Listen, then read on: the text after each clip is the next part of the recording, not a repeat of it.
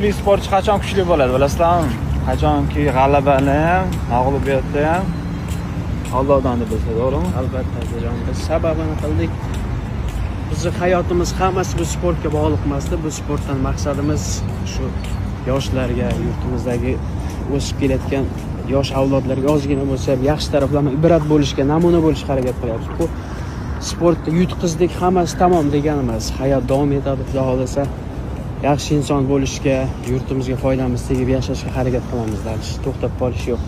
Mashalloh, mana shunaqa sportchilar ekan, bilasizlarmi? Yutqizgandan keyin so'kib, yig'lab, tan olish kerak, Realni yutish ham, yutqizish ham. Lekin jangni ko'rdinglar, bu yerda hech kim aytmaydi, Xolmurod yutqizdi deb.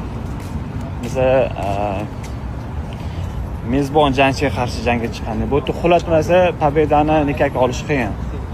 Tem bo'lib mezbon jangchi bilan. G'alaba ham, mag'lubiyat ham Allohdan. Samiglarni to'xtab qolmaslik.